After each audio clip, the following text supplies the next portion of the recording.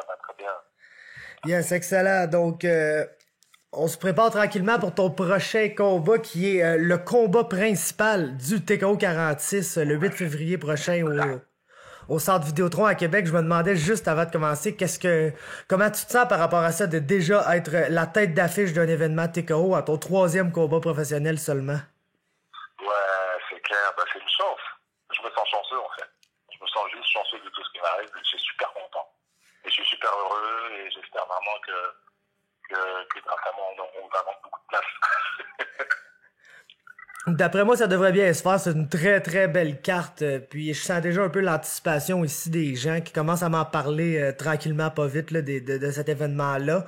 Si tu veux, on peut revenir sur ton dernier combat. C'est le combat qui a beaucoup fait parler, pas mal tous les gens au Québec. Ouais. Moi, personnellement, sur ma page, ça a été voté comme une des plus grosses surprises de l'année, une des plus grosses performances de l'année. T'étais aussi en nomination pour le combattant de l'année. T'as tout fini dans le haut du classement. Donc, je me demandais, avec le recul, qu'est-ce que t'as fait de cette performance-là contre Haddad Aishka, qui était un poids lourd invaincu, qui était vraiment sur la carte de l'UFC puis des plus grands prospects? Comment tu te sens à la suite de cette performance-là? Je me sens super heureux, je me sens super heureux, je me sens satisfait et satisfait parce qu'on a travaillé quand même. Parce qu'on a travaillé et donc le travail paie et ça c'est rassurant. Et ça me rassure aussi sur l'équipe que j'ai, sur l'équipe qui m'entoure. Et donc la route va être longue. Et donc voilà, j'étais vraiment satisfait par rapport à tout ça. J'ai dit waouh, c'est cool, on s'entraîne, tout ce qu'on apprend, ça ressort, pourvu que ça dure. Et donc ouais, très content. J'ai des impressions aussi sur Adam, c'est waouh, un film de guerre, c'est impressionnant. Et je pense que ça aussi, ça a dû faire du dos aussi, comme quoi le mec a du cœur, quoi. Le mec ne veut pas tomber très, très, très, très, très dur au mal. Parce que vraiment, ça a été un très, très gros combat. Et très costaud. Donc vraiment, chapeau à lui. Vraiment, vraiment. Yes, maintenant parlons de ta santé un peu parce qu'on sait que t'avais un problème au poumon, en fait t'avais un poumon complètement affaissé pour ce combat-là. T'as eu de la difficulté à retourner chez toi par la suite, t'as passé un long moment au Québec, donc si tu vas nous parler de cette expérience-là un petit peu, puis nous mettre à jour sur l'état de tes poumons, puis nous rassurer que tu vas bel et bien disputer ce prochain combat-là avec tes 2 poumons. Non, je rassure tout le monde sur ce point-là. À partir du moment où j'ai quitté l'hôpital à Québec, mon poumon il s'est remis complètement. Bon, il était toujours en cours de réparation, quoi. Il était encore en train de se cicatriser. Mais à l'heure actuelle, j'ai aucun problème avec mon poumon. Vraiment zéro problème. La prépa physique, mes sparring, tout se fait absolument normalement. Et les médecins aussi m'ont rassuré là-dessus. A priori, il n'y a pas de risque de récidive en fait.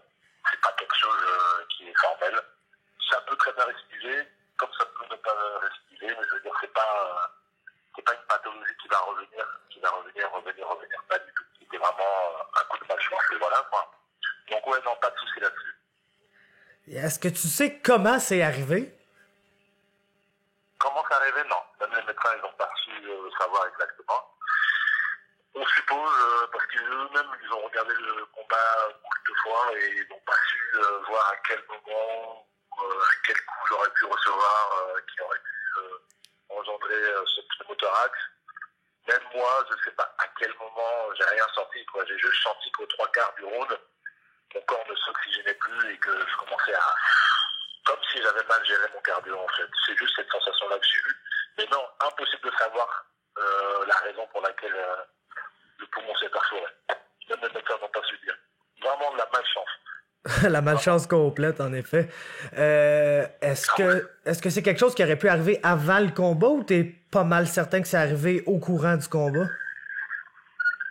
Ça arrive au courant du combat. Et est-ce que ça aurait pu arriver avant? Je ne sais pas. Encore une fois, c'est vraiment de la malchance. Et je pense que la seule chose qu'ils ont pu dire, c'est éventuellement le fait que, voilà, on ait monté le cardio à 200%. C'est une raison pour laquelle ça aurait pu engendrer un pneumothorax. Et en tout cas, c'est pas suite à un coup ou quoi que ce soit, parce qu'ils n'ont rien vu de spécial.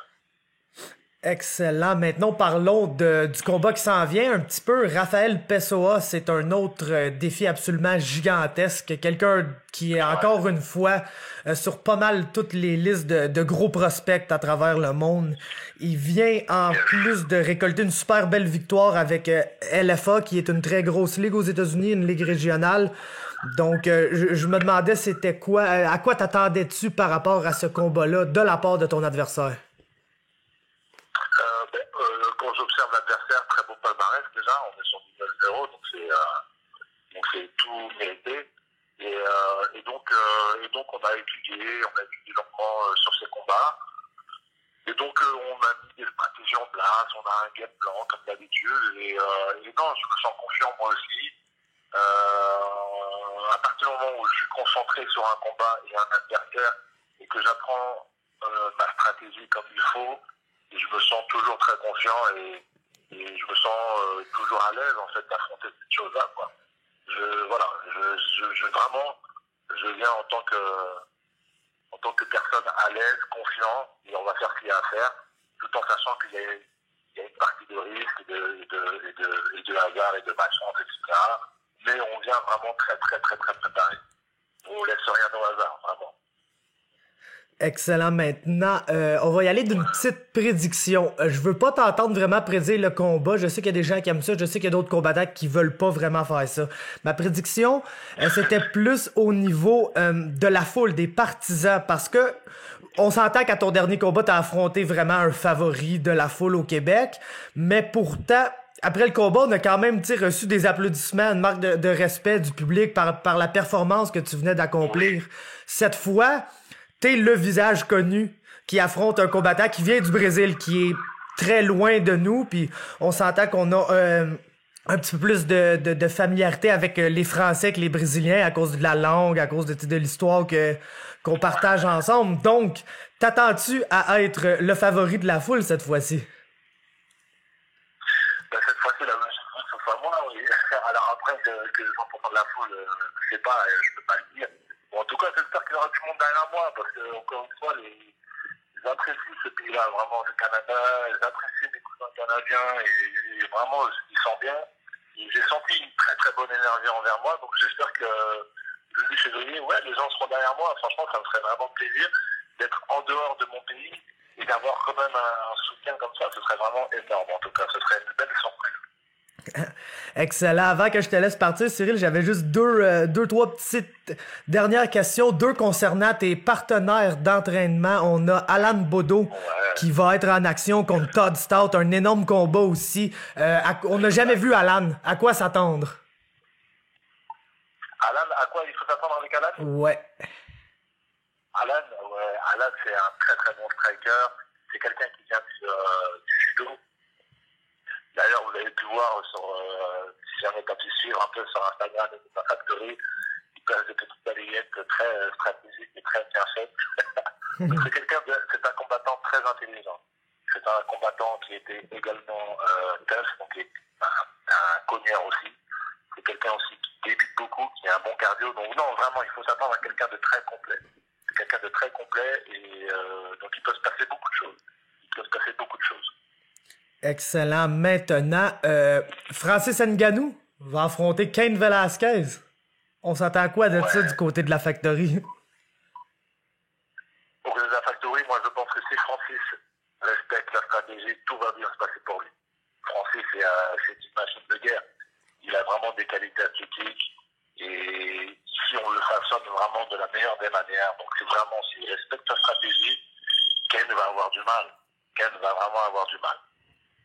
Vraiment, je pense vraiment. Excellent. Et en terminant, ce week-end, c'est un combat qui va un peu marquer l'imaginaire d'après moi. Et puis, je voulais savoir ce que t'en pensais, puisque t'es sans aucun doute quelqu'un qui va vouloir un jour devenir un des meilleurs combattants poids lourds de l'histoire. Ce week-end, on a le meilleur combattant poids lourd de l'histoire, qui, je pense que c'est pas mal le consensus. Fedor qui va tenter d'aller enlever un championnat à Bellator contre Ryan Bader dans la finale du tournoi. Je m'en demandais juste brièvement avant de te laisser partir, qu'est-ce que tu pensais de ce combat-là? Moi, tout mon amour va envers Fedor, parce que c'est vrai que même avant même de commencer le MMA, Fedor, ça a été un exemple un petit peu pour moi, comme Jérôme Le Banner, comme tous ces anciens qui ont marqué un peu l'histoire du sport de combat. Et vraiment, Fedor, j'aime beaucoup sa force tranquille, sa sérénité, et vraiment, moi, je suis derrière Fedor. Penses-tu qu'il va... Surprenant aussi, avec son physique et tout, etc. Je sais pas, il y a vraiment un truc. Il y a un truc tout seul. Penses-tu qu'il va gagner? Ouais. Ouais, j'espère tellement. Il va absolument gagner à tout moment. J'espère tellement que t'as raison, Cyril. Mais je te remercie pour le temps, c'est bien gentil de ta part. Puis, on va se voir à Québec la semaine du combat. Mais il est tôt chez vous? Ouais, il est 11h du matin, c'est pas si pire. Ah, ça va. Je te souhaite une bonne soirée, je te remercie. Ouais, c'est gentil. Merci beaucoup. Et bonne journée à vous. Yes. Et à bientôt. Merci, à bientôt. Ciao. Bye.